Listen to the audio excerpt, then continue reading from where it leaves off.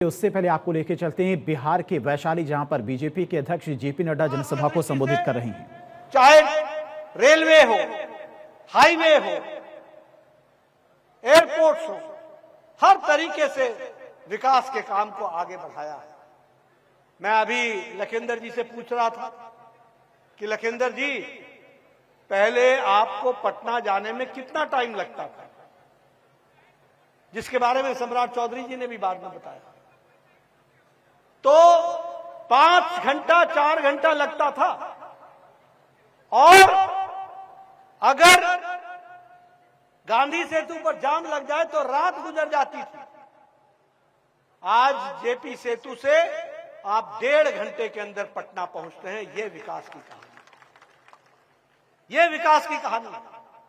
आज मुझे गौरव होता है ये बोलते हुए कि हर सब सेंटर को हमने आयुष्मान आरोग्य मंदिर बना दिया है और नई बिल्डिंग दे करके उसको हम सुसज्जित कर रहे हैं। इस तरीके का हम स्वास्थ्य में काम कर रहे हैं। आज मैं आपको बताना चाहता हूं, अभी सम्राट जी ने उसकी चर्चा की। आज 4 एयरपोर्ट चल पड़े हैं, 10 एयरपोर्ट पर आप काम कर रहे हो। किस तरीके से भारत के साथ बिहार जुड़ रहा है, इसको समझो।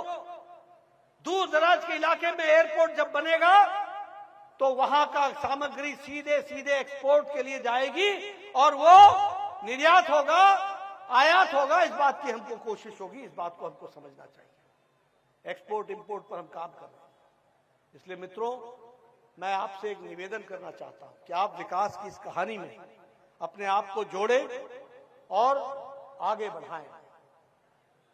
मखाना तो पहले भी होता था, कभी किसी ने चिंता की कि मखाना बोर्ड बने? आज मखाना बोर्ड बन करके 100 करोड़ रुपए दे करके उसको हम अंतर्राष्ट्रीय स्तर का मार्केटिंग करने का इंतजाम कर रहे हैं। इस तरीके का हमारा काम चल रहा है। मधुबनी पेंटिंग्स पर जीएसटी में सम्राट चौधरी जी ने छूट दे दी है। उसी तरीके से हमारे भागलपुर के सिल्क के लिए उसमें भी जीएसटी में छूट दी गई है। जो 12% टैक्स होता था उसको 5% पर ला करके खड़ा किया गया है, ताकि आम जनता को सुविधा मिल सके और बिहार का सामान ज्यादा से ज्यादा देश और दुनिया में पहुंच सके और बिक सके। इसकी सुविधा करने के लिए किया है। ऐसे काम उठाए हैं जिससे बिहार का सर्वांगीण विकास हो, हर तरीके से विकास हो। और आपको यह भी मालूम है कि महिला रोजगार योजना के तहत जो 2 लाख रुपए की व्यवस्था की गई और 10,000 रुपए की किस्त दी गई है और महिलाओं को पहुंचाने का काम किया गया है। 75 लाख महिलाओं को ये इसकी सुविधा दी गई है। यह सुविधा अपने आप में महिला सशक्तिकरण की ओर इंगित करता है। और यह महिला सशक्तिकरण कोई आज का देन नहीं है।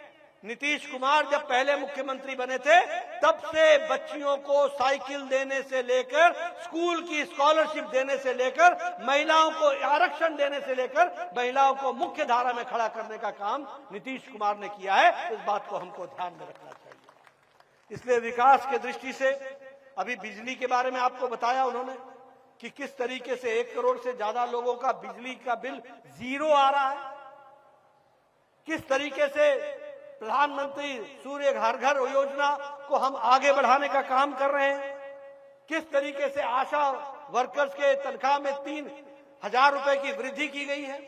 ममता वर्कर्स के बीच में उसको 600 की वृद्धि की गई है।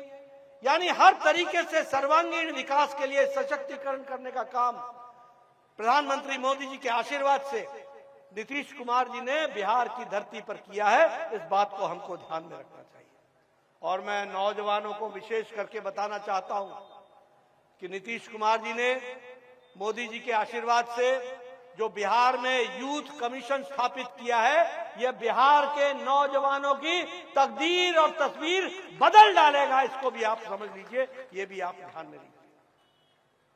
प्रधानमंत्री गरीब कल्याण अन्न योजना लगभग 8 करोड़ 70 लाख लोगों को हर महीने 5 किलो गेहूं, 5 किलो चावल, 1 किलो दाल, इसकी व्यवस्था की गई है हर व्यक्ति के लिए। और इसके साथ साथ यह भी किया गया है जिसके कारण 25 करोड़ लोग आज गरीबी की रेखा से ऊपर उठ चुके हैं। इसको भी हमको ध्यान में रखना चाहिए।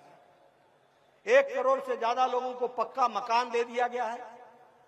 अगर मैं बात करूं आयुष्मान भारत की, तो 5 करोड़ 45 लाख लोगों को मोदी जी के आशीर्वाद से सालाना 5 लाख रुपए का हेल्थ कवर दिया गया है। 5 लाख रुपए का हेल्थ कवर उनके विकास के लिए, उनके स्वास्थ्य की चिंता के लिए यह एक बहुत बड़ा काम हुआ है।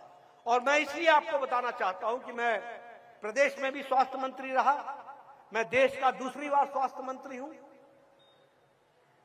15 साल पहले, 10 साल पहले लोग मेरे पास आया करते थे, नड्डा जी इसको कैंसर हो गया है, इलाज के लिए पैसे नहीं है।